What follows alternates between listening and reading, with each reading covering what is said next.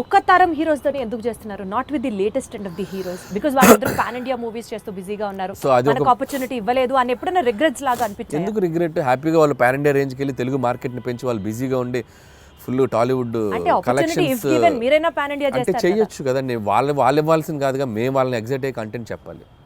Vice versa, stars వచ్చి మాకు ఇచ్చేది ఏంటి ఆపర్చునిటీ? మేము వెళ్ళి వాళ్ళని ఎగ్జైట్ చేయాలి. అదే అలా పోనీ జరగట్లేదు. జరగాలంటే మేము వెళ్ళి ఎఫర్ట్స్ పెట్టి ఒక కథ, ఇప్పుడు స్కేల్ పెరిగింది, స్పాన్ పెరిగింది. సో అంత స్పాన్ స్కేల్ మేము వెళ్ళి కథలు రాయాలి. నేను ఆ కథ రాసి వెళ్తే అద్భుతం. ఇప్పుడు ఎన్టీఆర్ గారు నాకు బాగా తెలుసు.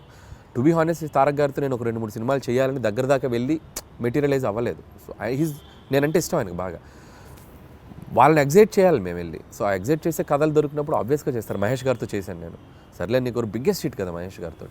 బట్ ఇప్పుడు మళ్ళీ అలాంటి కథలు చేయలేము మహేష్ గారితో. వాళ్ళు ఏంటంటే ఇప్పుడు వాళ్ళు నెక్స్ట్ లెవెల్కి వెళ్ళిపోతున్నారు. సో మార్కెట్ పెరిగినప్పుడు, సో మల్టీ లాంగ్వేజ్, అన్ని లాంగ్వేజ్లకి సరిపడా నేషన్ వైడ్ తీయాలంటే దానికి తగ్గ కంటెంట్, దానికి తగ్గ స్కేల్, దానికి తగ్గ వరల్డ్ క్రియేట్ చేయాలి.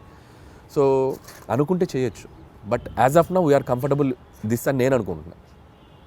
నేను ఈ ఫేజ్లో నాకు ఇది చాలా బాగుంది. ఖచ్చితంగా ఒక 3-4 ఏళ్ళ తర్వాత, 2-3 ఏళ్ళ తర్వాత ఖచ్చితంగా ఎప్పటికప్పుడు ఒక ప్లాన్ ఉంది, చేయాలిగా. అందరు హీరోలతో చేయాలిగా, ఖచ్చితంగా చేయాలి. చేస్తాం, డెఫినెట్గా చేస్తాం. మనకు అద్భుతమైన హీరోలు ఉన్నారు మార్కెట్లో. మీకున్న కామెడీ సెన్స్ ఆఫ్ టైమింగ్కి, చిరంజీవి గారికి ఉన్న కామెడీ సెన్స్ ఆఫ్ టైమింగ్కి మీరిద్దరూ కలిసి ఒక ప్రాజెక్ట్ చేస్తే it would be in still more next level అని అనిపిస్తున్న నేపథ్యంలో అసలు దాని గురించి ఎప్పుడైనా ట్రై చేశారా, ఆలోచన చేశారా? ఒక 2-3 సార్లు అనుకున్నాము. సో బిఫోర్ సంక్రాంతికి వస్తున్నాం కూడా మెటీరియలైజ్ అయ్యేదాకా వెళ్ళి మెటీరియలైజ్ అవ్వలేదు డ్యూ టు కొన్ని ప్రాక్టికల్ ప్రాబ్లమ్స్ వల్ల. హోప్ సో కమింగ్ సూన్ అలాంటి ఒక ఎగ్జైట్మెంట్ థింగ్ జరిగే అవకాశం ఉంది. సో అది too early to tell. So Chiranjeevi గారితో చేయాలని నాకు ఉంది. But still it is on the track అని అయితే అర్థమవుతుంది. ట్రాక్లో ఉంది, బట్ కన్ఫర్మేషన్ మనం ఇప్పుడే చెప్పలేము. ఎందుకంటే ఇన్ ద సెన్స్ అన్ని సెట్ చేసుకుని నాకు చెప్తే బాగుంటుంది. సో ముందే చెప్పడం వల్ల ఏంటంటే నేను కథ లేకుండా, కథ పూర్తిగా హీరోకి గారికి చెప్పకుండా, ఏ ఎగ్జైట్మెంట్ లేకుండా ఇది ఉంది అని నేను చెప్పలేను.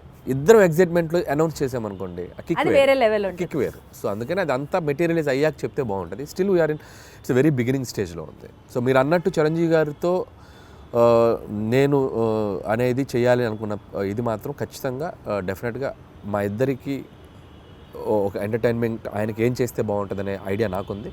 అలాగే చిరంజీవి గారితో ఏం చేయాలి అనేది కూడా ఒక క్లియర్ పిక్చర్ ఉంది. సో డెఫినెట్గా ఇట్ విల్ బి లైక్ మీకంటూ ఫోకస్, ఆ విజన్ ఉంది కాబట్టి డెఫినెట్లీ అది ఎగ్జిక్యూట్ అవుతుంది వెరీ సూన్. ఈ సినిమా ప్రమోషన్స్ గురించి మాట్లాడితే అంతా యూనిక్గా, చాలా డిఫరెంట్గా ప్లాన్ చేయడం వాజ్ యువర్ చాయిస్ అండి, your idea, in fact your creative part.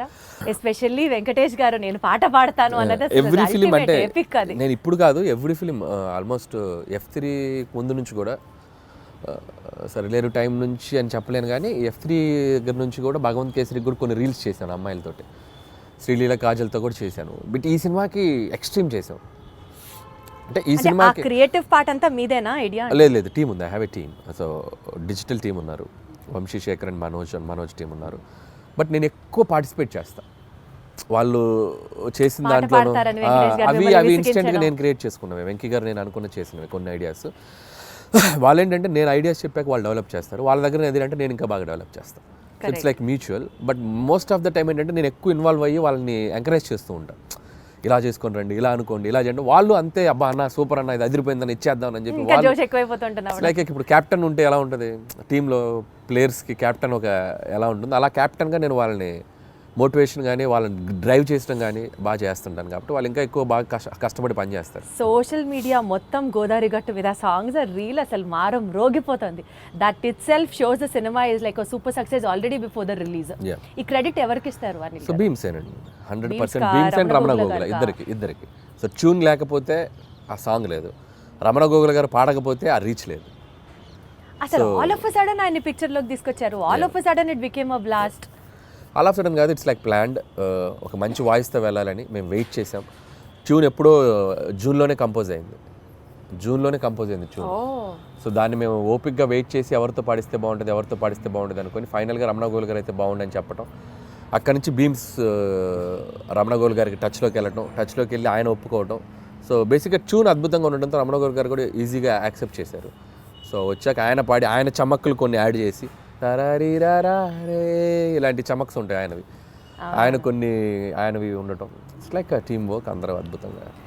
So regular set of questionnaire కాకుండా ఒక చిన్న ర్యాపిడ్ ఫైర్ చేద్దాము. ఫాస్ట్గా టక్కన ఆన్సర్ రావాలి మీరు. Okay, because that it self is rapid fire. హీరోగా చేస్తారా, విలన్గా చేస్తారా? మీకు ఆపర్చునిటీ ఉంటే విలన్గా చేస్తాను. విలన్గా చేస్తారు. Who is your favourite villain? నా ఫేవరెట్ విలన్ రఘువరన్. ఆ వాయిస్ ని మిమిక్ చేయగలరా మీరు? చేయగలంటే ఇప్పుడు Try చేయండి ఒక్కసారి.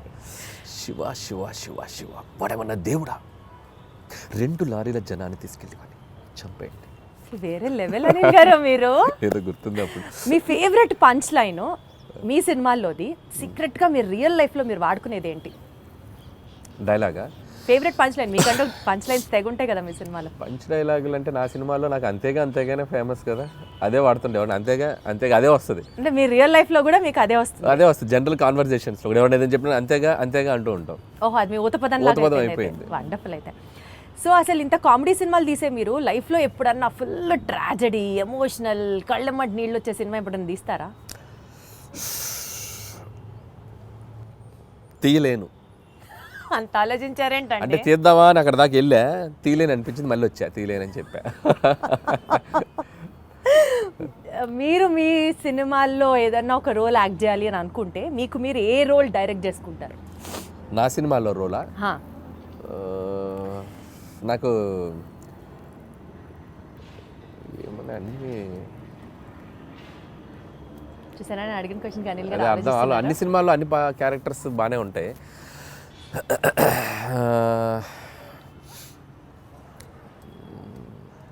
అంత ఆలోచించద్దు అనిల్ గారు. చూస్తాను ఏదైనా మంచిది, ఏదో మరి నా గురించి చెప్పుకోవాలి కదా, నన్ను పెట్టారు మీరు, ఏదైనా చెప్తే చెప్పొచ్చు, నేను చేయాలని చెప్పారు కదా. అంటే ఒక్కసారి నాకే సభాష్ అనిపిస్తుంది, ఇంత ఆలోచించేలాగా క్వశ్చన్ అడిగానా అని. నాకు F2లో ఏదైనా ఉన్నాయా?